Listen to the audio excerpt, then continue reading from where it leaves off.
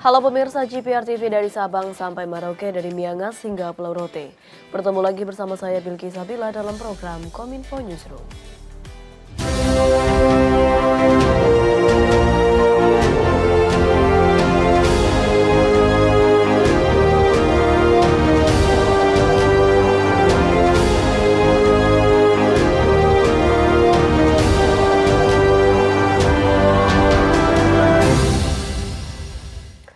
Pemirsa, inilah Kominfo Newsroom selengkapnya.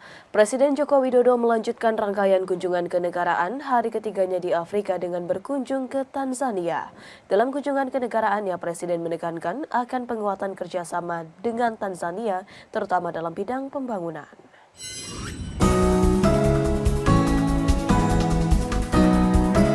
Presiden Joko Widodo dalam keterangan persnya setelah melakukan pertemuan bilateral bersama dengan Presiden Samia Suluhu Hasan pada Selasa 22 Agustus 2023 menyampaikan bahwa Indonesia akan mewujudkan kolaborasi konkret dengan negeri-negeri di benua Afrika melalui desain besar pembangunan 5 tahun ke depan yang sedang digarap. Hingga saat ini Indonesia sedang merampungkan Grand Design Pembangunan 5 tahun ke depan untuk Afrika. Salah satu rencana pembangunan tersebut dalam sektor pertanian di Tanzania, yakni revitalisasi Farmers Agriculture and Rural Training Center di Morogoro, Tanzania. Dalam sektor kesehatan, Indonesia juga berkomitmen membangun ketahanan kesehatan di Tanzania melalui pemenuhan kebutuhan produk farmasi di Tanzania. Dalam bidang investasi, Indonesia akan meningkatkan nilai investasi terutama pada sektor energi. Presiden Joko Widodo menilai bahwa investasi di bidang tersebut sangat strategis dan dapat memperkuat kerjasama antar negara berkembang. Tak hanya itu, Presiden Joko Widodo mendorong pembangunan Preferential Trade Agreement antara Indonesia dan Tanzania untuk mengoptimalkan potensi perdagangan kedua negara. Kerjasama ini sangat strategis dan akan memperkokoh kerjasama antar negara berkembang. Selain itu, saya mengusulkan dibentuknya Bilateral Investment Treaty untuk menjamin perlindungan dan kelangsungan investasi kedua negara. Yang ketiga, Indonesia berkomitmen menjadi bagian dalam membangun ketahanan kesehatan Tanzania. Perusahaan farmasi Indonesia akan mengekspor produk perdananya di Tanzania sebagai bentuk kontribusi memenuhi kebutuhan produk farmasi di Tanzania. Yang keempat, Indonesia akan melakukan walk the talk, mewujudkan kolaborasi konkret dengan Afrika. Indonesia sedang merampungkan Grand Design pembangunan 5 tahun ke depan untuk Afrika, dan salah satunya melalui rencana revitalisasi Farmer Agriculture and Rural Training Center di Morogoro, Tanzania. Kementerian Komunikasi dan Informatika terus mendorong peningkatan kualitas layanan komunikasi dan informasi publik info.go.id. Direktur Tata Kelola dan Kemitraan Komunikasi Publik Kementerian Kominfo Hashim Gautama mengatakan info.go.id tersebut sebagai bagian kebijakan sistem pemerintah berbasis elektronik.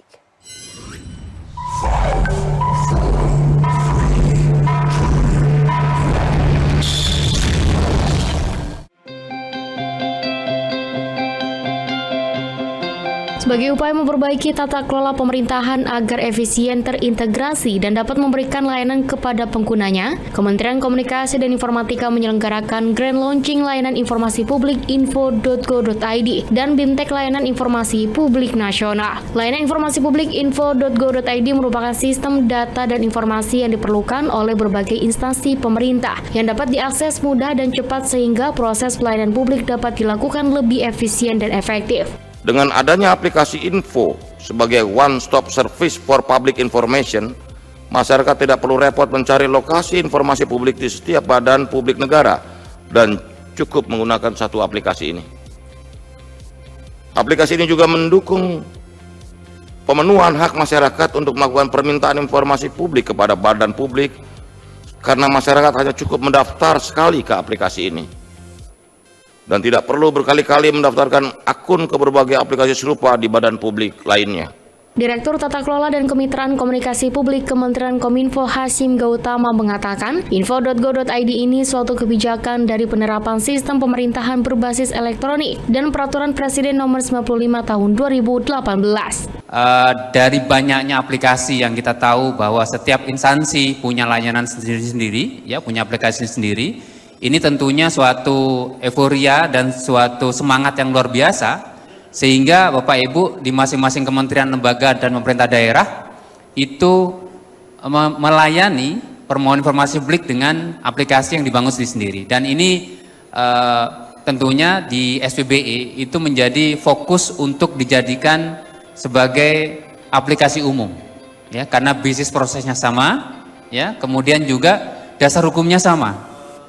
Keterbukaan informasi publik. Adapun role aplikasi info diantaranya yakni publik, petugas pejabat pengelola informasi dan dokumentasi, pejabat pengelola informasi dan dokumentasi pelaksana, dan atasan pejabat pengelola informasi dan dokumentasi. Sementara itu untuk fitur aplikasi info berupa pencarian informasi publik, daftar informasi publik, komunikasi internal, terakhir jawab dan keberatan. Pemirsa, keberadaan teknologi artificial intelligence atau kecerdasan buatan menjadi peluang bagi pengembangan industri jurnalisme di Indonesia. Oleh karena itu, Wakil Menteri Komunikasi dan Informatika Nezar Patria terus mendorong industri jurnalisme dapat mengadopsi 4 rantai nilai dalam pembuatan konten, agregasi konten, distribusi konten, dan pemanfaatan konten. Wakil Menteri Komunikasi dan Informatika Nezar Patria mendorong industri jurnalisme dapat mengadopsi teknologi kecerdasan buatan atau AI seperti dalam pembuatan konten, agregasi konten, distribusi konten, dan pemanfaatan konten. Keberadaan teknologi kecerdasan ini dinilai bisa menjadi peluang bagi pengembangan industri jurnalisme di tanah air. Wamenkominfo mengatakan teknologi kecerdasan buatan tidak hanya mampu meningkatkan efisiensi pelaku industri, namun juga dapat mendongkrak nilai pelaku jurnalisme dan media. Ia meyakini industri jurnalisme dan media siber akan dapat tumbuh seiring dengan perkembangan teknologi. Namun Wamenkominfo Nezar tidak memungkiri bahwa untuk saat ini dampak pemanfaatan teknologi kecerdasan buatan pada kegiatan jurnalisme belum terlihat secara signifikan.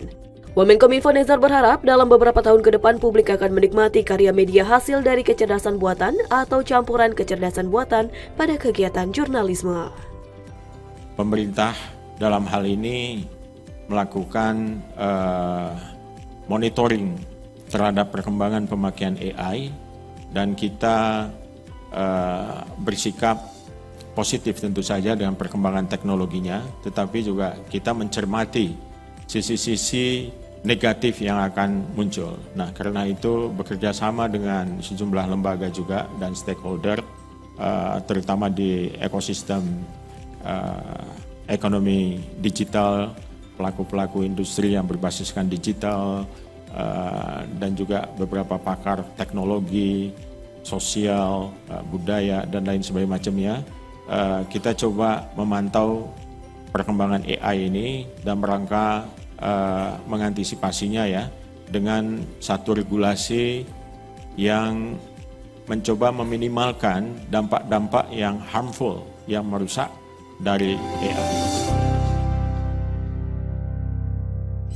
Informasi lainnya pemirsa, untuk meningkatkan sektor industri dalam negeri, Menteri Perindustrian Agus Gumiwang menyebutkan bahwa Kemenperin menargetkan 5 perusahaan di Indonesia akan masuk dalam kategori Indonesia National Lighthouse Industry 4.0.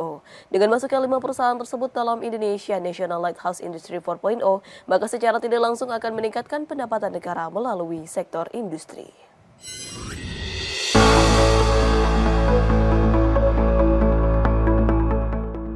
Dalam acara opening ceremony Indonesia 4.0 Conference and Expo 2023 di G-Expo Kemayoran, Jakarta, Menteri Perindustrian Republik Indonesia Agus Gumiwang menyebutkan Kementerian Perindustrian telah menargetkan pada tahun 2024 akan menambah 2 perusahaan manufaktur dan secara keseluruhan pada tahun 2024 ditargetkan akan ada 5 perusahaan Indonesia yang akan masuk dalam kategori Indonesia National Lighthouse Industry 4.0. Kelima perusahaan tersebut ditargetkan mampu unggul melalui implementasi Industri 4.0 dalam meningkatkan kualitas produk, meningkatkan produktivitas, dan efisiensi proses produksi sehingga dapat meningkatkan daya saing sektor manufaktur sebagai kontributor terbesar pada perekonomian nasional. Sebagai bentuk pelaksanaan Making Indonesia 4.0, Kementerian Perindustrian menyelenggarakan berbagai agenda transformasi Industri 4.0, meliputi Awareness Industri 4.0, Asesmen INDI 4.0, pelatihan dan pendampingan Industri 4.0, dan Smart IKM. Selain itu, Kemenperin juga telah membangun Pusat Industri Digital Indonesia 4.0. Pelaksanaan transformasi industri 4.0 juga berkontribusi atas beberapa capaian, di antaranya penurunan konsumsi energi mencapai 4 hingga 40%, peningkatan produktivitas 5 hingga 22%, serta penurunan biaya produksi 3 hingga 78%. Pemanfaatan transformasi ini juga menjadikan industri Indonesia menurunkan emisi gas rumah kaca sebesar 2,80 juta ton CO2 atau setara dengan 102% dari target National Determined Contribution pada tahun 2022. Sebelumnya pada tahun 2022, sektor industri manufaktur Indonesia konsisten berada dalam level ekspansif dengan capaian Purchasing Manager Index Manufaktur Indonesia dengan posisi di atas 50. Tahun depan, pada tahun 2024, akan bertambah 2 perusahaan manufaktur atau 2 perusahaan industri yang akan dinobatkan oleh WEF, World Economic Forum, sebagai Global Lighthouse Network. Ini tidak mudah, ya, tapi kita akan perjuangkan, kita akan kawal, ya, kita akan dampingi. Selain itu juga saya mentargetkan adanya 5 perusahaan baru yang akan kita masukkan ke dalam atau kategorikan sebagai Indonesia National Lighthouse Industry 4.0. Jadi ada 5. Pemirsa, usai jeda kami akan kembali dengan informasi lainnya. Tetaplah bersama kami dalam Kominfo Newsroom.